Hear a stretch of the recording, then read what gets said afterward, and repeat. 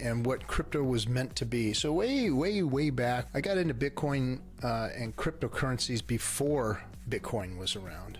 Chat rooms called the IIRC, and it was literally text prompt. You just texted one another. There was no fancy UI or anything like that, and there was no cool stuff to, no cool features. It was literally just text chat, and it was like DOS prompt text. It was really old stuff. But that's how, in the gaming community, everybody communicating with each other is with these IRC channels. And within those channels were a lot of different subgroups. So this was like the beginning of the Reddit type stuff and whatnot. Back in those days, there were people shilling cryptocurrencies to gaming companies. I had a gaming company at the time. We supported a game called Counter-Strike. And back in those days, they were trying to get cryptocurrencies in games. And that's like how people like Brock Pierce got very, very wealthy. I think he put games in or put cryptocurrency in World of Warcraft and some things like that. It was like the beginning stages before Bitcoin came out. I'd say right around 2009, they started these Bitcoin forums and the IRC chat channels. And we never really thought anything of it because these guys were always hitting us up, trying to get us to put cryptocurrency in the gaming platforms. And then it launched. We remember when they launched Bitcoin, it was Bitcoin. It was like, oh, it's kind of a PayPal deal, whatever. As time went by, it was really quiet, in the early days, unless you were like really involved, I guess, like Richard was and those folks. There was really nothing going on. So these talk forums were they were all excited about what they were doing, but none of us other folks were. And in 2013, 2014, somewhere around there, I think it was 2014, somebody asked me for some Bitcoin. And I said, oh, that PayPal bullshit? Yeah. So you got to go on, you got to get this wallet set up, and I did all of it. And I went and got some Bitcoin and figured it all out. And it was a big pain in the ass. And so I sent the guy some Bitcoin. It was like $35 left in the wallet after I sent him what he wanted. And then put it away, didn't think nothing of it. A year later, 2015, another cat asked me for some Bitcoin. So I said, oh, I think I got that wallet still. I went in there, opened it up. And when I opened it up, there was $800 in there. So that's when I started getting into those chat rooms and going back and looking at history. And I went apeshit nuts just reading and learning and trying to figure out what it was that this Bitcoin thing was trying to do. What I found is that these people had some highfalutin idea that they were going to change the fiat currency's world. They were going to come in and disrupt the whole fucking thing, slap banks in the face, and bring real money to the table. I thought, these guys are fucking gonna freaking slap finance right in the face. And then I saw articles about people talking about banking the unbanked and programming money and fixing inflation. And I mean, I got a freaking crypto hard on, man. I was like, this can change the world. And that was back in 2015. So I was just always trying to find something to get me out of the predicament I was in. Because for those of you who don't know my story, I was a millwright by trade. So I was a worker dude, always had to have a side gig on top of working, 12, 14, 16-hour days, 6-7 days a week. Then crypto came around. I was just like buried in it, man. I was buried. But what happened was I got a head full of all this cool crypto, cypherpunk shit, and I didn't see any of it. I didn't see what these guys were talking about, because everything was bullshit. Everything was crap. Everything was promises. Everything was just junk, And I tried to get excited about things, and they always let me down. Always. This guy's project and that guy's project. And I was in these cool freaking rooms, and they all turned into like pump and dumps. The whole crypto space was full of scumbags and really, really smart guys. So I saw these guys. I saw guys like Vitalik and people that I thought were smart. So I started getting interested in these guys, and then I watched the people that were leading them around, and they were scumbags.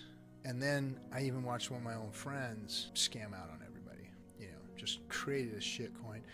Now he was talking proof of stake, and this was years ago. This was in 17 when, right before the big pump, he was talking proof of stake. And I didn't know a lot about custody at that time, custodial wallets and those things. And the crypto that this guy created didn't have a wallet.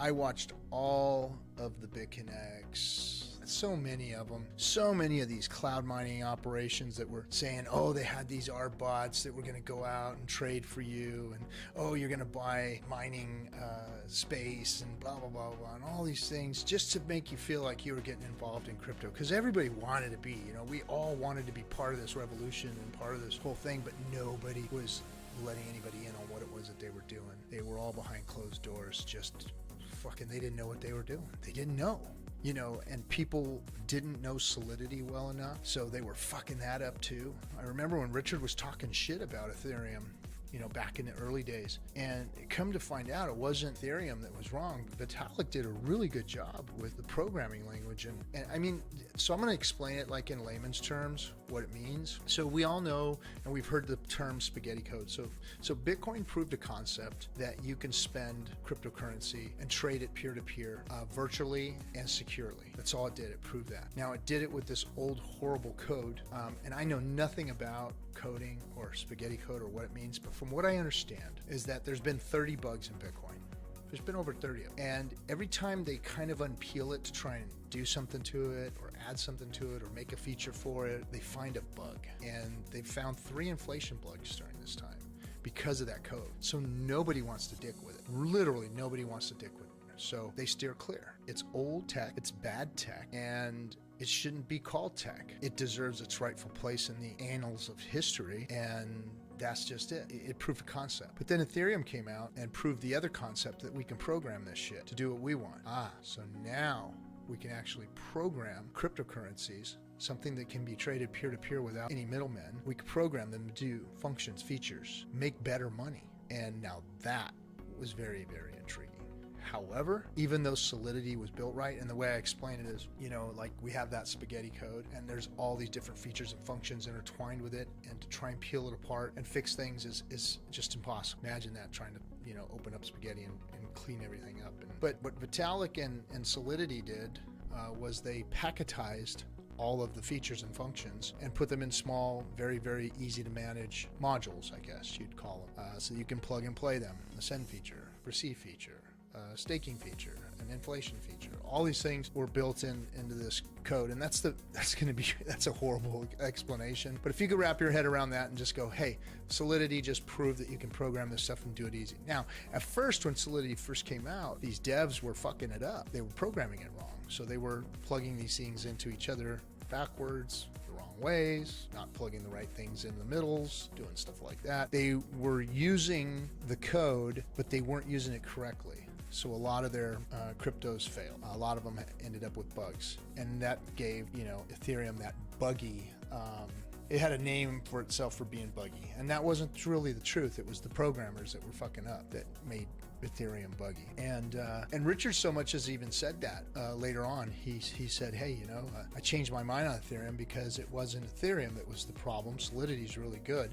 It's really the people that were programming it. They didn't take the time to program it properly. So he did. He endorsed it, and hence here we are today with HEX. In 2017, you could throw a dart at the wall and pick a good crypto. It was like everything was going up. And if you had a handful of Bitcoin, you were doing really good. And anything else at that time was pumping and dumping and all that kind of stuff. So everybody was doing really, really good. So we rode that ride. I did pretty good. And then the crash of 2018 came. That was insane.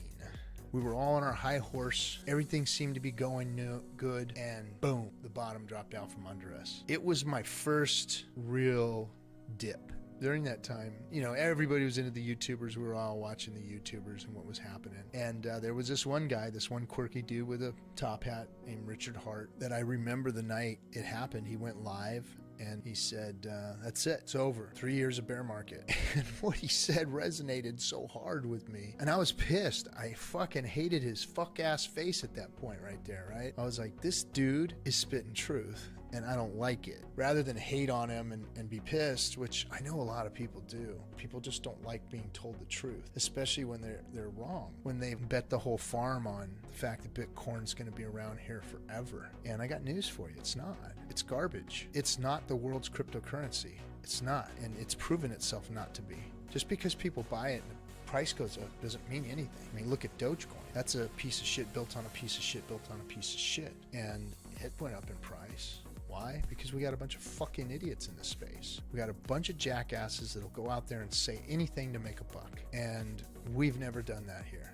I've never done that. I have never done that. I can still hold my head up high because all I've ever done is show hex. And that's why I want to talk to people about being careful about all these other projects that are out there. We are the community that actually has a cryptocurrency that we can get behind and go and do these types of things, because no other cryptocurrency community has ever had that. That's what crypto was supposed to be built, and the ancillaries or the products that were built on top of them were supposed to be backed because of how the strength of the crypto. So the communities were supposed to come, the DAOs were supposed to be created, consensus was supposed to be made to get things done with a community that can get behind the crypto. But see, there's never ever been another crypto that a community can get behind. So there may have been some very, very strong communities out there. And I know there were. There was a lot of strong community that was built. Look, I mean, people are people. People in cryptos, I know there's a lot of shitheads, and I know that there's a lot of traders and a lot of gamblers and a lot of degens and stuff out there. But there's people that truly want this shit to work. And there's a lot of them. And I know that they're passionate about how they feel about this. I mean, the Hex community isn't the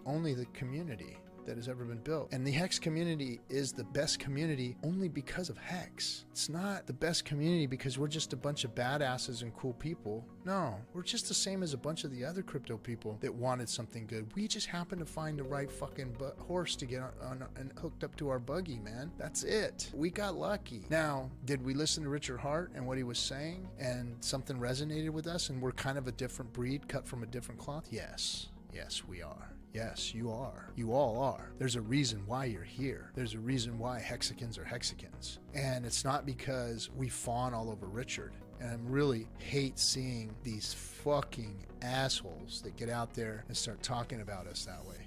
Because that's not what it is. See, what you idiots fail to fucking realize is that this is how a passionate community comes together and gets behind a real cryptocurrency. And you'd be better to learn exactly what it is we're excited about and what it is that we're doing. Now, has Richard taught us a million things that has changed our mindset and put us in the right direction? Yes, he has. And has he built something that we can all get behind and not have to worry about failing and faltering? Yes, he has. That's what he's done, and that's the props he gets, and that's the passion he gets from all of us, because he's done something good. It's not, because he's quirky and we like when he fights people. All that's fun and stuff. That's cherry on top. But it's about what he's done, what he's put together, and the message, the tenets behind it. We're about a real cryptocurrency community. We're about really building things on top of good, solid technology that can take the world into the future. Hex is going to take the world into a new future of finance. With Pulse Chain coming, there's no stopping it. That's all we needed was tracks to run on. See, Hex was already the vehicle. Now it just needed a road to run on. And now Richard made that for it. And that was the easy part. See, the Hex was the hard part. Figuring out Hex and then a lot of things falling into place. Look, either Richard is a brilliant mad genius or he got lucky a couple of times and he's a genius. Because there are a couple of things in Hex that are just too coincidental for it to be not thought out. You know what I mean? It's like the shares and the rate of inflation, the interest payments, all of that system there. That system alone is Nobel Prize winning technology. There was a gentleman, he's an OG. He was in the chat rooms and they were talking about setting up interest as kind of regular interest. And he got in the chat room and said, you guys go ahead and stake your 555. I'm going to stake it every freaking 2 weeks and I'm going to clean your guys' clock because I'm the one that's going to be eating up all the interest and dumping it on your heads while you're sitting there waiting for your 15-year stakes to come out. And that statement there within the chat rooms made Dev Kyle and Richard go to the drawing board and drop the shares and figure out how to fix that mess. that problem. That was another 4 more months, you know. It was another, you know, let's move this thing on. But no, it was like we had to go back and fix this. We had to go back and fix this. There's things that Hex has done that just defy other than divine intervention kind of stuff.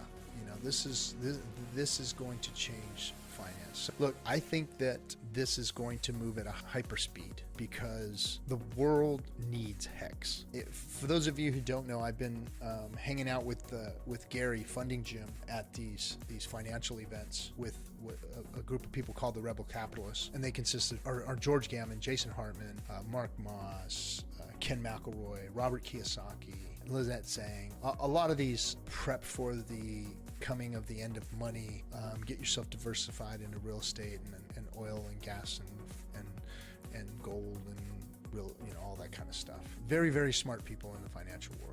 They, to some extent, get it, but they all got up on stage at this last event and everyone said the same things. We're screwed. The money system is screwed. The banking system is screwed. Our government systems are screwed. People don't have any more control. We need more control. Get yourself ready for the impending doom that's coming. Prepare by doing this. Prepare by doing this. And cryptocurrency. And literally, I just kept hearing cryptocurrency, but never an explanation, never an in-depth talk about it, never a full endorsement, never other than, yeah, you should get yourself a little bit of this Bitcoin stuff because they're all maxis. And I know why. It has nothing to do with they like Bitcoin. It's that they don't like everything else. They want cryptocurrency to be the savior, but they just don't know that it's finally here. One of the gentlemen got on stage and called cryptocurrencies, other than Bitcoin, a scam, that he wouldn't touch any of them. He wouldn't invest in any of them. And I sat there, and at first, the first thing that I feel is fucking anger. So my head is shaking like, you just don't know what the fuck you're talking about. So I'm sitting there in the front row shaking my head at him. And then I stopped myself and I said, wait a minute, this guy knows Bitcoin, but he doesn't speak about it in detail because he knows Bitcoin. Anybody who's worth their salt that understands it is not going to endorse it to a bunch of people that don't understand it. Scammers and people like Michael Saylor and all these other folks want you to buy the shit out of it so they can pump their bags. That's what they want. That's what they want you to do, is buy it so that you can pump their bags. That is it. Not because you can change the world with it. Not because it's going to help the world finance. Because it's going to pump their bags. And that's the most disingenuous fucking bullshit I've... Like, if you want to pull somebody off of Twitter, pull that fucking jackass off of Twitter. Plus, he got into Bitcoin when it was 20, 30, 40 grand. So what kind of a thought leader is that? If you're following that, you're fucked already. But these people are all screaming for a solution. And I thought for a moment, I was angry that they thought that altcoins were shit.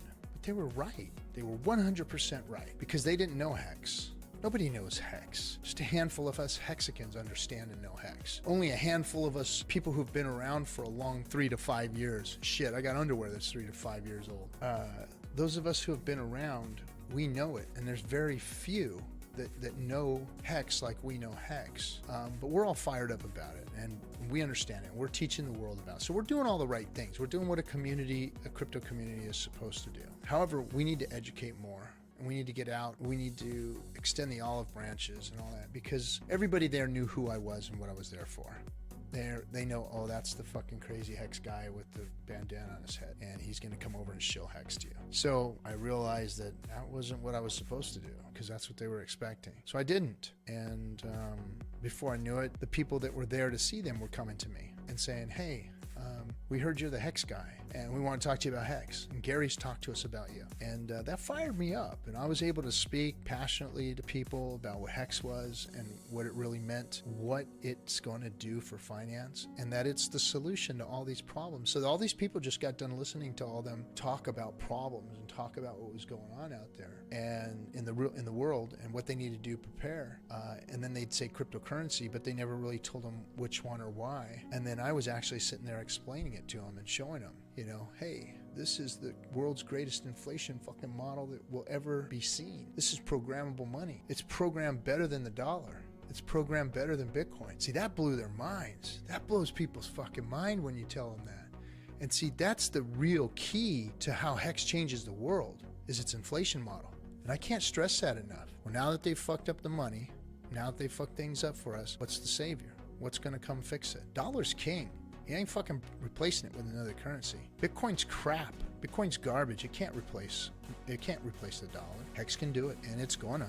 suck up a lot of the world's financial energy. And now that it has Pulse Chain to ride on, I don't know how much of this shit was nefarious. I'm really surprised and appalled that Vitalik didn't fix his shit sooner, but Richard did. Richard fixed it. And one more reason for us to praise him and say, what a fucking great guy. What a good dude. He's really working hard. So how do we all repay him? We go out there and work hard too. We shall make Richard feel good about what he did. And anybody else out there who has anything to say about us, they're just talking into the wall. Hexicans are on the right side of history. We're doing the right things. We are actually the only viable cryptocurrency community that exists. Why? Because we have a real product that works, and we can go out and build things.